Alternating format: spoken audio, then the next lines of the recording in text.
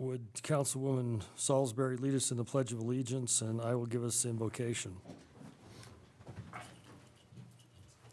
I pledge allegiance to the flag of the United States of America and to the republic for which it stands, one nation, under God, indivisible, with liberty and justice for all.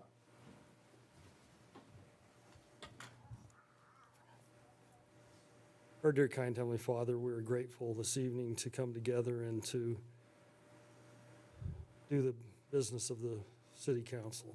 We ask for Thy Spirit to be with us, that we might be mindful of the citizens of Riverton, and that we might do our very best to make progress go forward. We're grateful for our city staff. We're grateful for our police department. We ask a special blessing to be with them, that they might have safety as they do their job, and that they might be watched over. We ask Thee to be with the highway patrolman's family and him this week that was injured in Lander, that he might get well and that he might recover fully from his incident. We're grateful for his service to us and his protection. We're thankful for those service members that are from our area and from the United States that keep us safe every day. We ask you to bless them with the knowledge that we appreciate what they do. We're grateful for the opportunity to live in Riverton and recognize what a wonderful place it is, and ask for thy spirit to be with us that we might conduct business correct this evening. We ask for these many favors and blessings, and we do it in the name of Jesus Christ. Amen. Amen.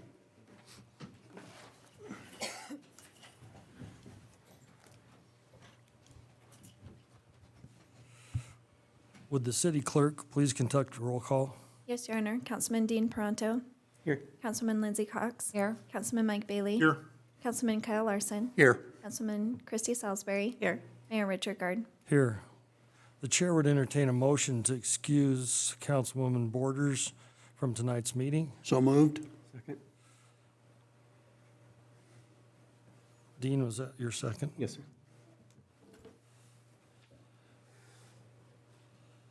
Any discussion? Seeing none, all in favor say aye. Aye. Any opposed say nay. Motion passes. I declare a quorum is present. The chair would entertain a motion to approve the agenda as presented. So moved. Second. Councilman Ferranto has the motion and Councilman Bailey has the second. Any further council discussion? All in favor say aye. Aye. Any opposed say nay. Motion passes. Consideration of resolution number 1438, adoption of fiscal year 20 and 21 budget amendments. Finance Director's report, please. Thank you, Mayor, Council. It's a statutory requirement that the staff review the annual budget at the end of each year and make a recommendation to appropriate cost centers that are or will be overexpended at the end of the year. It's the goal of both the staff and the council to maintain financial stability within the organization, which is achieved through monthly spending review, quarterly fiscal health reporting, and recommendations for budgetary adjustment when circumstances occur outside of the planned budget. Historically, unanticipated expenditures are covered through line item transfers from other cost centers within the budget, and we're able to appropriately balance the budget through this methodology without requesting an increase to the bottom line in each respective fund. So with that, I'm going to run through each of the funds that are requiring address for the budget and give you definition and dollar amounts that we're looking at for those. We're pleased to report that the only recommendation for adjustment in the general fund is a transfer of $2,500 to the municipal court budget to offset costs associated with restitution received by defendants. When defendants are court-ordered to pay restitution, the monies are receipted into the revenue line items through the court fines in the budget. And then the checks are issued to the victims through the restitution line item under the expenditure side of the budget. It's similar to a clearing account. There are other cost centers that have also realized a savings in the budget. So at this time, rather than requesting an increase to the bottom line of the general fund, staff is recommending a transfer of available funds from another cost center to the municipal court. Given this option, there will be no request for additional funding for the general fund budget this year. For the water fund, the staff is... Good job. Just Thank you. while you're right there. Thank you. For the water fund, the staff is requesting a total adjustment of $16,600. As with the general fund, savings from one cost center will also be used to offset another in this fund. The accounts within the water fund requiring attention are the debt service and the water distribution cost centers. The debt service adjustment stems from under-budgeted costs on the debt repayment for the North Federal loan. This is the first payment on a 20-year note. While annual installments are $28,325, the initial installment was $35,736, and that was to account for interest from substantial completion of the project until the first payment due date. And then the deficit balance in the water distribution cost center results from extensive repair costs in the system maintenance line item budget, which you've heard about all year long as we've paid expenditures, and then Kyle's had discussions with some of the issues that have come along. The cost center overruns were due to emergency repairs of water line breaks, the Main Street water valve and vault replacement project, and then replacing failing water meters as well. Again, there's no requirement of new monies to balance the water fund. We are simply going to reappropriate from one cost center to the other. Fabulous, thank you. Thank you. So we'll move on to the sanitation fund, and here's where the money talks begin. So this past September, the City Council approved the emergency purchase of the 7.5-ton overhead crane to replace the 40-year-old crane that had failed an inspection. Additionally, the organization faced an unbudgeted expense in the replacement of the tub grinder and the truck that was lost in a fire last June after approval of the budget. And finally, the Curbside Recycle Cost Center suffered the loss of a motor on the recycling truck this year that also required replacement. The cost to replace the tub grinder and the truck was in excess of $599,000. Our current expenditure budget reflects a shortage of approximately $352,400. Now, bear in mind that we did receive $358,000 and some change in funding from our property insurance claim and also funding from Fremont County to help replace the tub grinder. So these funds will offset the costs of the expenditures. However, we need to increase the revenue side of the budget to offset the expenditures that we have incurred this year as well. So looking at that, we are making this request for $352,400, but we've already received the money to offset those costs. Thank you. We are also requesting a $6,100 budget amendment to the airport fund in the terminal building cost center. The charges of the heat and electricity exceeded our budgetary expectations by 13% this year. The staff has budgeted accordingly in the fiscal 21-22 budget, and the funds will be transferred from the airport operations cost center, so no new monies are required for this adjustment as well. And finally, there are two fiduciary cost centers requiring attention. The first one is the Senior Citizens Operating Account. With the approval of the Senior Center Solar Upgrade Project and the subsequent change in management, the Senior Endowment Board sought council approval to pay the costs of the unbudgeted expenses through the Senior Endowment Funds. The funds will receive a reimbursement through grant funding, and then the Senior Center is also going to provide repayment for those funds. In the Rendezvous Fund, due to the unbudgeted purchase of a new balloon envelope purchase this fiscal year, the repairs and maintenance line item in the Riverton Rendezvous Fund is also overexpended, and this was approved by council action on November 17th of 2020. The city staff transferred $13,000 from the Rendezvous Envelope Fund to offset the costs associated with the purchase, and the remaining balance will be transferred from cash.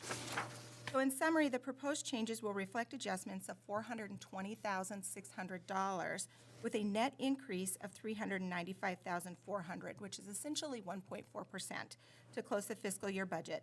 Much of the offsetting revenues have been received, and the only cash transfers are reflected in the fiduciary funds. So with that, I would stand for any questions you may have. Thank you. I appreciate that report. Very well done. Would the city clerk please read resolution number 1438 by title only? Yes, Your Honor. Proposed resolution number 1438, a resolution providing for the 2020-2021 budget for the City of Riverton for the fiscal year beginning the first day of July 2020 and ending the 30th day of June 2021 inclusive. Thank you. The chair would entertain a motion to approve resolution number 1438. So moved. Second. Councilman Bailey has the motion.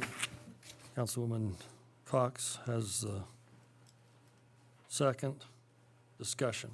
Does anybody have? Mike? I just have one question. I don't know if it's for Mia or Kyle, but on the power increase at the airport, is that just like a rate increase, or did we use more power? Or I guess what was, any idea? Your Honor, it was simply utility bills. So it was Black Hills Energy and Rocky Mountain Power, the two bills that we actually pay out of that cost center. So I don't know if it was just due to rate increases. I could see during the summer months that we saw a little bit of additional use, and that could also be just attributed to the higher level of traffic that we're seeing. Okay. Anyone else? Dean? Spend all that money on LED lighting up there, you'd think it'd go down. That's right. You would hope, right? But we can see better up there. So that, maybe that's how we lost money. We saw where we were at. Anyone else, any questions? It looks all good to me. I appreciate the hard effort. There's a lot of work there. I appreciate you moving that around to make it work. All in favor, say aye. Aye. Any opposed, say nay. Motion passed. Consideration of resolution number 1439, junior football field naming dedication. City Administrator's report, please. Thank you, Your Honor. The City of Riverton is in receipt of the letter with a request to rename our JFL Field in honor of Brett Watson for his time and efforts associated with the development of youth football and service in our community.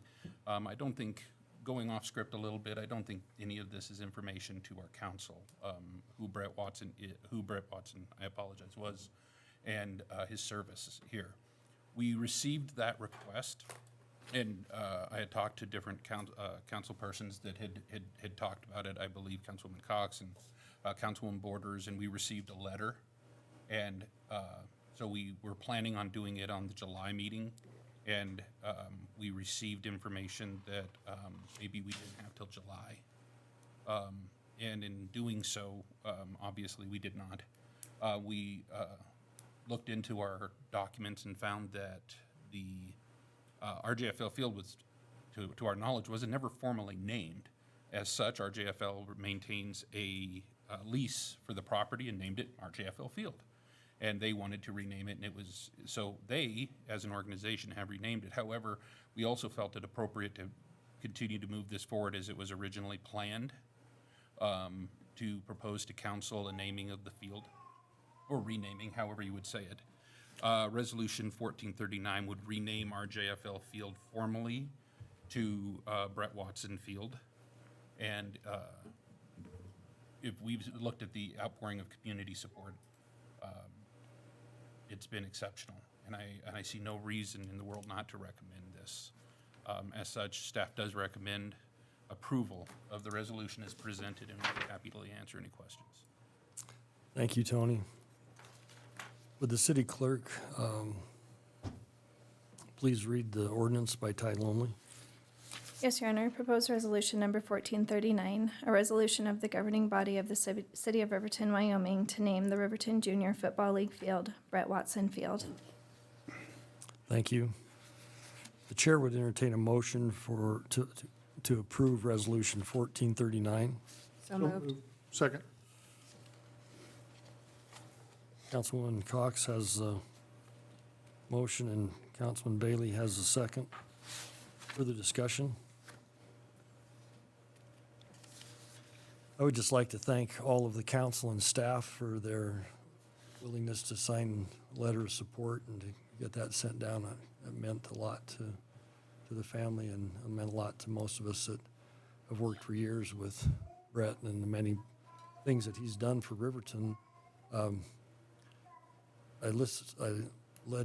read his letter on County 10, and pretty amazing what he's accomplished in Riverton, and we're just awfully glad to have had him in our midst, and so we appreciate that. He wouldn't mind a baby talking either, so it's nice to have this opportunity to name that field after him, and I appreciate the offer to do so. So with that, if there's no other discussion or any other statements, all in favor say aye. Aye. Any opposed say nay. Motion passed. Consideration of resolution number 1440, prohibiting of fireworks. City Administrator report, please. Thank you, Your Honor. Mayor and Council, this one's a little bit weird, and I'll explain why. Pursuant to previous discussions a few years ago, the City of Riverton authorized the use of fireworks per Riverton Municipal Code as just standard practice on July 4th during certain hours and on New Year's Eve during certain hours, which we have had a number of years and have never stopped it whatsoever. There has never been a call or a reason to at that point. Recently, it came to our attention during the baseball, I think with the day before the baseball, pyrotechnics were going to go off, that a fire ban went into effect. As such, we didn't know what that fire ban was at the particular time, and we hadn't read it. We just knew that it was coming. We did manage to work with the fire chief, who is here, and we appreciate his presence. And also the county fire official, and say, yeah, we can still do this. County fire came out and did that. During that time period, when looking at the Riverton Municipal Code, it automatically allows it unless passed by resolution. Because between the fire ban and when July 4th is, there's no council meeting other than what we had planned. Resolution is relatively simple, so while we're not recommending the adoption or the prohibition, the point of having it to council is that you don't get the option whether or not to do it if there isn't a resolution. And to be honest, if we didn't have a special meeting, we wouldn't probably have been even discussing it because we wouldn't have had a normal meeting and there was no call to do so. With that being said, passage of the resolution is the only way to actually prohibit. Otherwise, if either not motioned and taken up or negative vote, fireworks will continue as planned, as normal, as allowed per the code as they have the last few years. With that, Your Honor, we'd be happy to answer any questions for you. Okay. Would the city clerk please read resolution number 1440 by title only? Yes, Your Honor. Proposed resolution number 1440, a resolution of the governing body of the City of Riverton, Wyoming, suspending the use of fireworks on July 4th, 2021. Thank you. Tony had some. Tony? Mayor, I apologize. May I, if to amend my presentation, it is important to denote that the fire ban, which is now attached, that we did get copies of, is not only stated as, but also clarified per the media as unincorporated areas. So it doesn't apply to the city, the incorporated city limits. And I think that's important to consider. I just forgot to say it. Thank you. Thank you. There's not many in the audience tonight, but we have Councilwoman Schatze with us. And if there's anybody that would like to address us on this subject, we'd like to hear from you. So, please. If you do approach the mic, would you state your name and tell us where you're from? Yes, Your Honor. Rebecca Schatze and Meryl Schatze, and we're from here in Riverton. We live up on Mesquite next to Tonkin Stadium. If she lets me talk, she kind of likes to talk over me. But I wasn't sure what the resolution was for, so I just showed up. But I am in support of fireworks on the 4th of July and the New Year's Eve. We do it twice a year in the city of Riverton.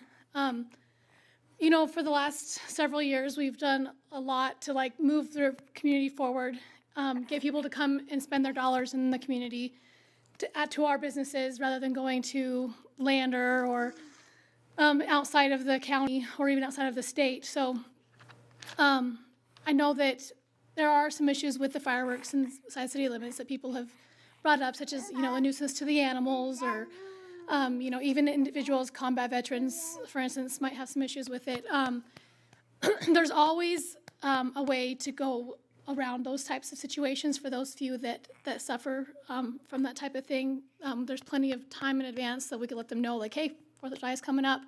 If you don't want to celebrate, you guys can go up in the mountains or go somewhere quiet or turn on your TV and go down in your basement, for instance.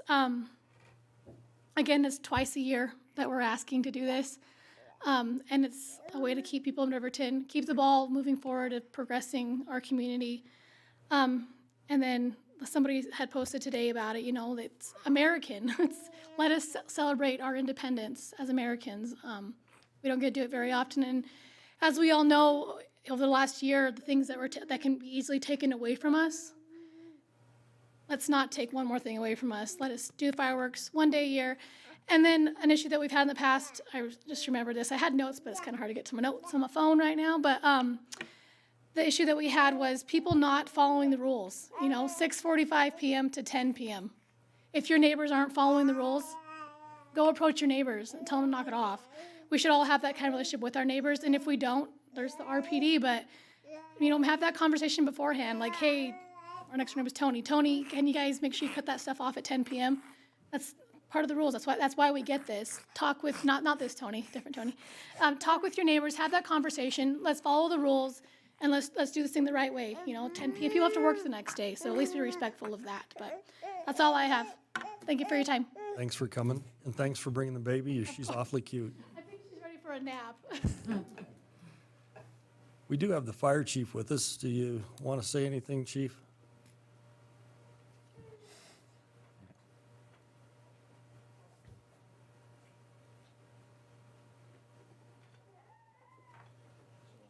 Brian Hutchins with Riverton Fire. We really, as on behalf of the fire department, we don't have an opinion on this matter. We'll be there no matter what happens, so Super. that's it's up to you guys. You got to know that we really do appreciate the fire department, and we are thankful to have it, and we appreciate the volunteerism that's there, and we would like to support you when you need our support, so let us know when you need us, okay? Thanks, appreciate it. Brian's grandfather would be awful proud of him. Gerard and I are really good friends from a long ways back, and so it's nice to see how that comes up through the ranks. Gerard was fire chief and everything else I think you could be in the fire department, so it's nice to have Brian with us. So, Tony, if I understand this correctly, we're going to move this motion. We're going to ask for a second. We're going to ask for a motion and a second, and then if people want to vote for this resolution, it would mean to ban fireworks. And if they want to vote against it, it would mean that fireworks would be able to still be shot. Correct. And for clarification, Your Honor, only on the, we specify these only for the particular holiday that they're up against. Wouldn't know what to talk about on New Year's anyway, for right now. But, so if it does not receive a motion in a second, we launch fireworks. If it's brought up and it's rejected, we fire fireworks. You would actually have to pass the resolution in order to ban fireworks for the 4th of July this year. Okay? Everyone clear? So the chair would entertain a motion to approve resolution number 1440.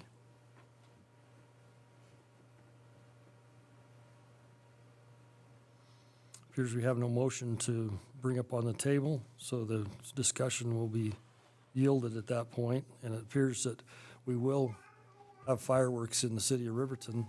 Now, that comes with some special requirements, and I believe our ordinance says that we don't allow fireworks until 6 o'clock on the 3rd, the 4th, which is Sunday, correct?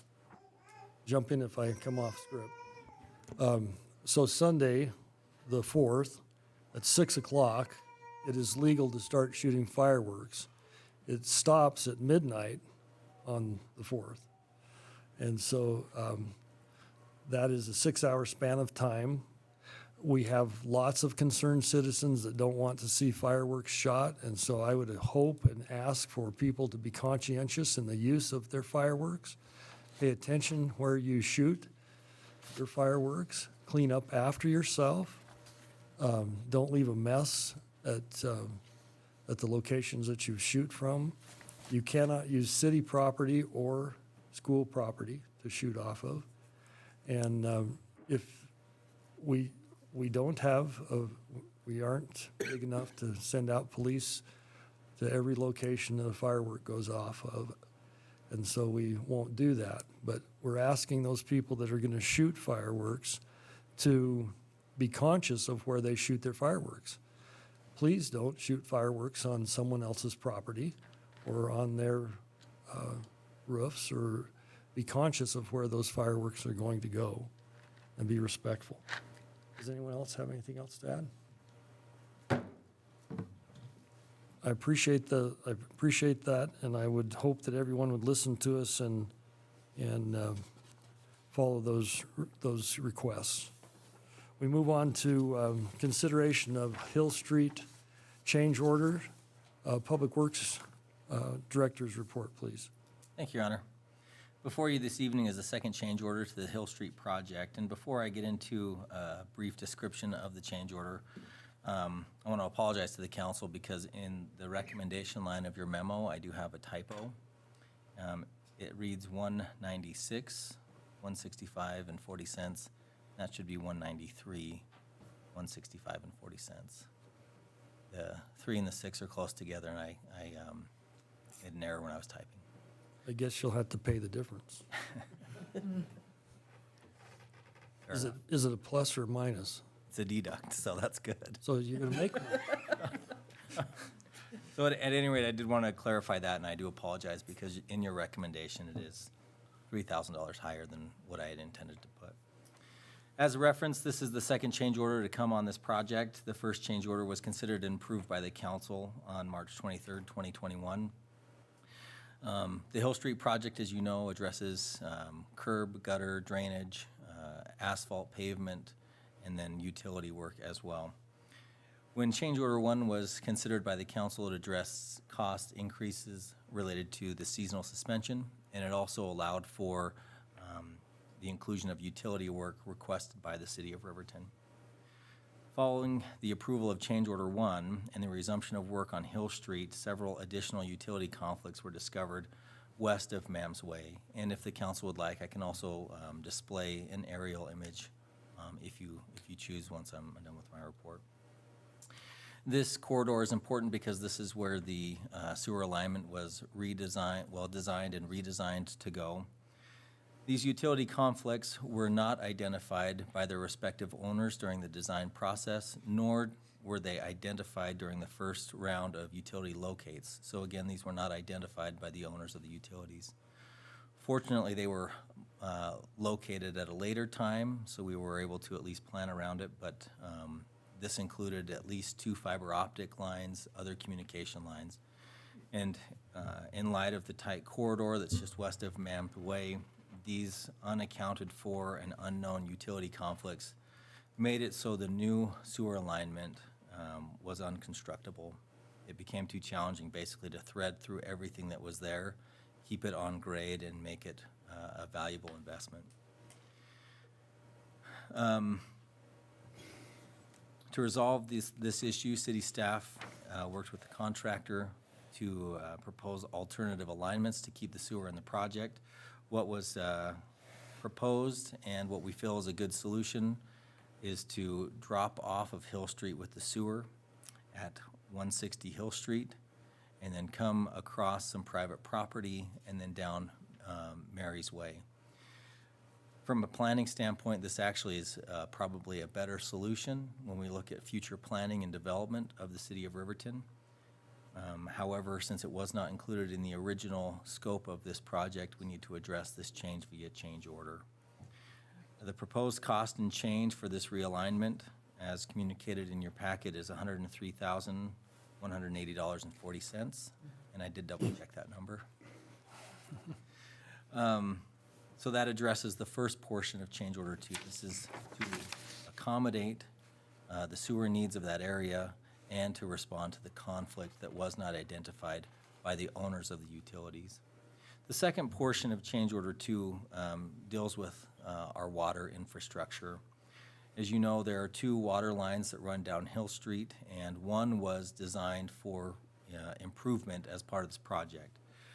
At the time of design and bidding, we felt that the second line was in good enough condition and wasn't aged to a point that it required investment. It turns out we were wrong. When Patrick Construction excavated down to this specific water line so that lateral could be provided to Lot 1B of the Larson Family Addition subdivision, it was discovered that the ductile iron pipe was severely pitted, damaged, and not in good repair, to the point that we felt and the contractor felt it was worth having a discussion about what we want to do in the future. Through the investigation of staff, we estimate that maybe this line has 5 to 10 years of useful life on it. And again, that's an estimate. Part of the reason why we weren't able to adequately assess this line during the design process is because we didn't have adequate information when the line was put in our own city records. We based information on the age of the fire hydrant that's associated with that line, but we discovered, unfortunately too late, that that hydrant wasn't original to that area and it was added onto the line later. So the distribution line in question is much older than what we originally anticipated. We also discovered that the changing conditions in the soil in that area have affected that line. Further south on Hill Street, this line was potholed, and observations at the time of potholing gave us confidence that the line was in good condition. However, the soil changed as you go further north on Hill Street and caused significant corrosion on that pipe, and then there were some changes in the pipe bedding, which again damaged the pipe. With that explanation, the second part of change order 2 will replace this failing section of line that's underneath the roadway. As you'll notice in the exhibit in your packet, the water alignment jogs off to the west side of the street and out of the roadway. So we feel that should that be an issue in the future, we can address it, but not as part of this project. And then also we feel that, again, because of the different soil conditions, as you move further south, the condition of that line is better than what you find on the north. Patrick Construction has worked very closely with us on this, and they've proposed a cost to replace this section of damaged water line to the tune of $89,985, and that is the lump sum cost, all inclusive for that repair. The Fix Our Road Citizen Committee discussed the new sewer alignment during the June 14th, 2021 meeting. The committee unanimously passed a motion directing staff to finalize plans for the new alignment and to bring its related costs to the City Council for your consideration. The committee did not discuss the additional water work that I have just explained because it was not readily known at the time of our last Fix Our Road Citizen Committee. The City Council has several options at this time. It could approve the change order as presented. It could approve portions of the change order, meaning you could approve only the water portion of the change order or only the sewer portion of the change order. Obviously, you have the option to reject the change order and then associated work therewith. If you select to reject the change order in its entirety, it should be noted that there are material costs to the sewer that we would still be obligated to pay to the contractor because they've been stockpiled on the site, and those costs have been incurred for this project.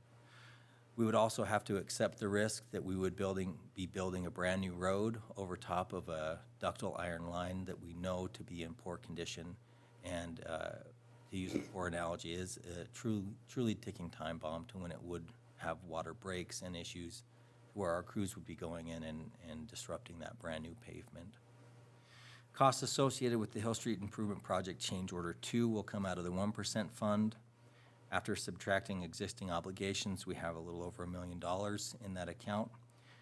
If you approve this change order in its entirety, which again is $193,165.40, we would then have a balance of $819,195. Again, I have exhibits that I can present to the council should you have any further questions. Thank you, Your Honor, for your consideration. Thank you. Anybody want in before me?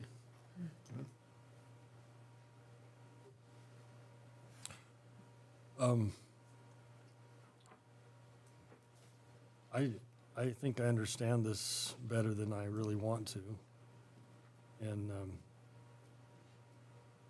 I don't see anything that we can hold our fire to other than the fact that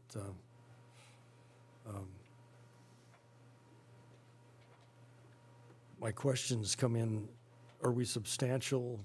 The hillside that we bring the sewer line down now, that we move off of the road and bring it over to Mam's Way, we're sufficient with cover and depth of sewer through that area? Your Honor, yes, that's been incorporated in the design. And I should add that the property owners have been very open to this new alignment. We are currently working on easement exhibits. We don't have them secured, however, they've been very open and have said that they will execute the easements. And we do have sufficient cover down that hill. Okay. The engineering, I guess we didn't get sufficient engineering on the access of this road.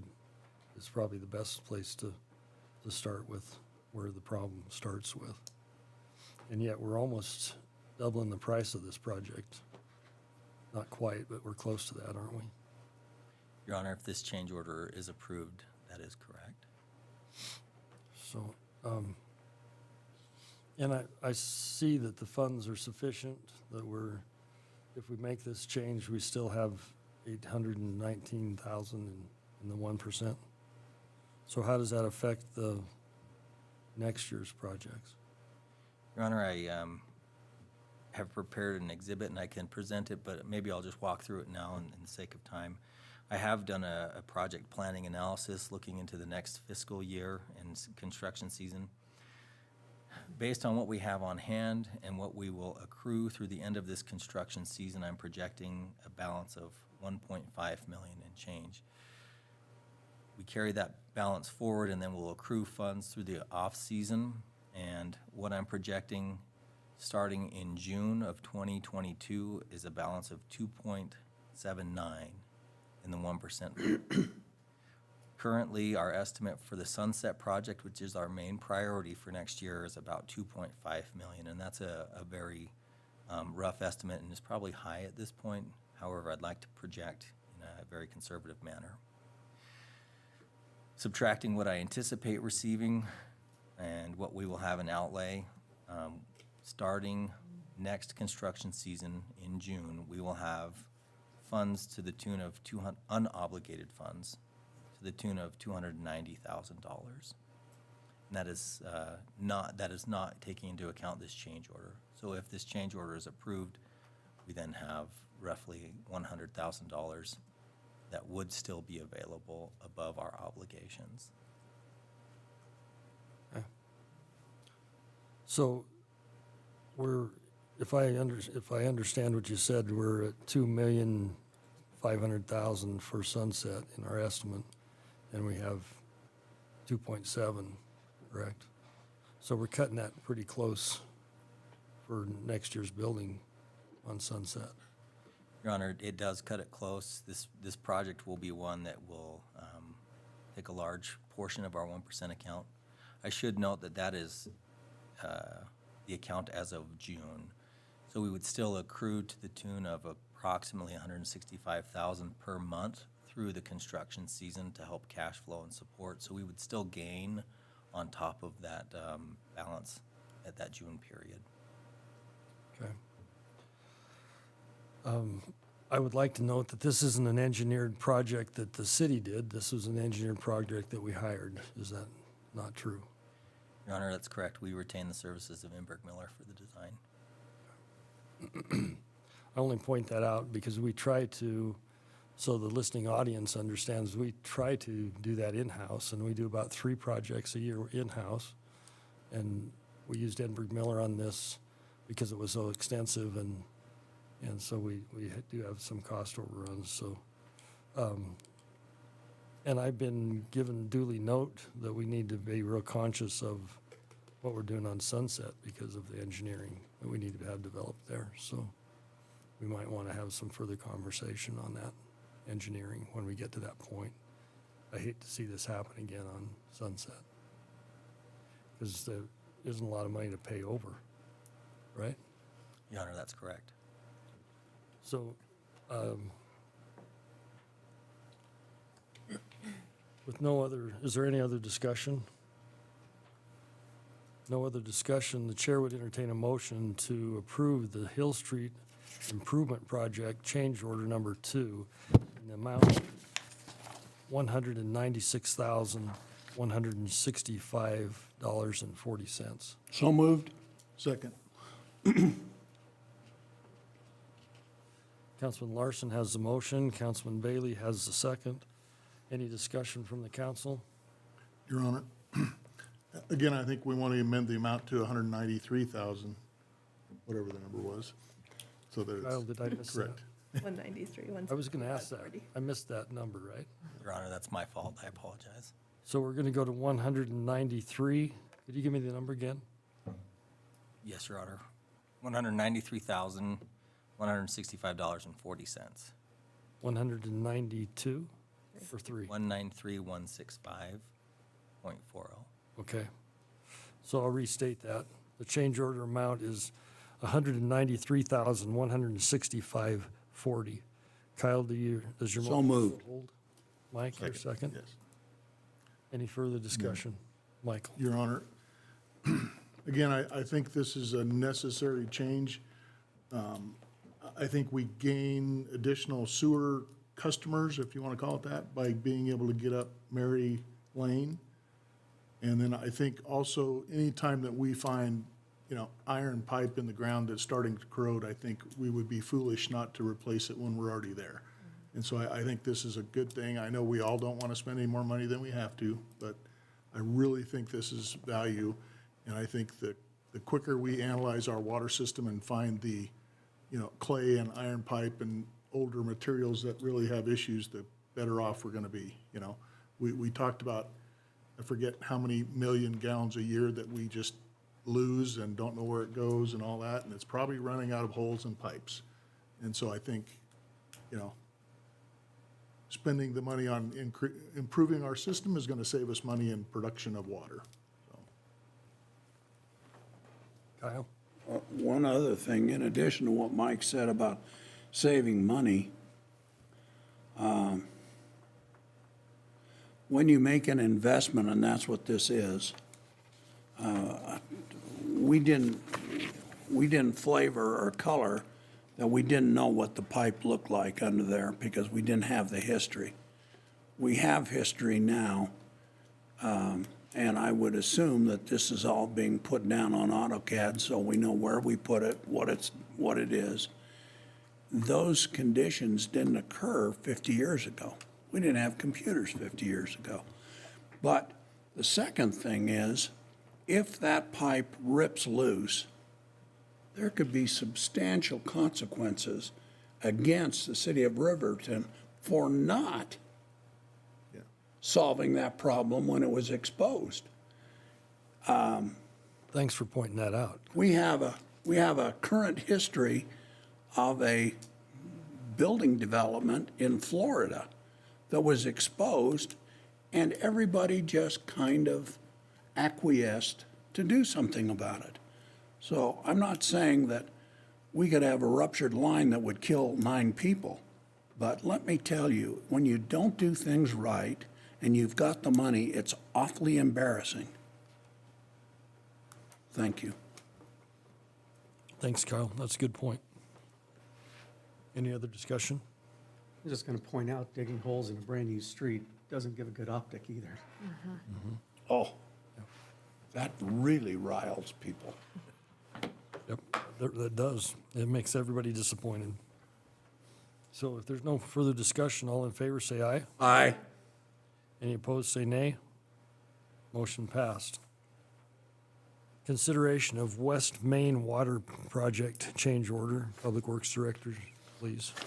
Thank you, Your Honor. And before I get into that, I beg a little latitude. I failed to recognize Jeff Patrick in the audience, and I want to give him credit for his work as we've gone through a lot of unknowns on this project, and he's been very dedicated, and I know he's invested a lot of his time as a contractor towards the success of this project, so I thank him for that.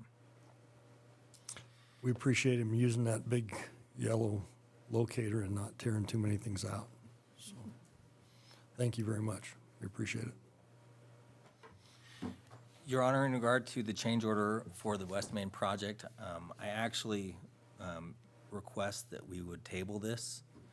The reason being is more information has come to light since we prepared this change order, and we want to make sure that you get an accurate number. The issue centers on not so much the emergency work that this is related to. That was necessary. We were losing 3 million gallons a month, and it was a threat to the trench, so we had to take care of it. What has, one of the variables that has changed that we want to make sure that we provide accurate information on is the cost of asphalt. The project was designed to have 4 inches of asphalt put back on Main Street. After this change order was prepared, we learned from WYDOT that they would prefer on their highway to have 6 inches thick. So that affected our asphalt cost. And then we've also been working with 71 Construction, Jerry Bornhoff, and they proposed using a different oil, and so we have a different unit price for the asphalt as well than what is in your change order.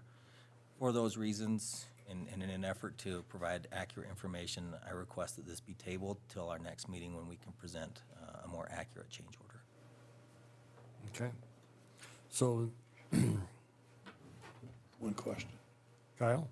Will this slow the West Main project completely to a crawl if we don't act on it tonight? No, Your Honor, it will not. I personally do not like the process of doing work without your approval and seeking approval after the fact.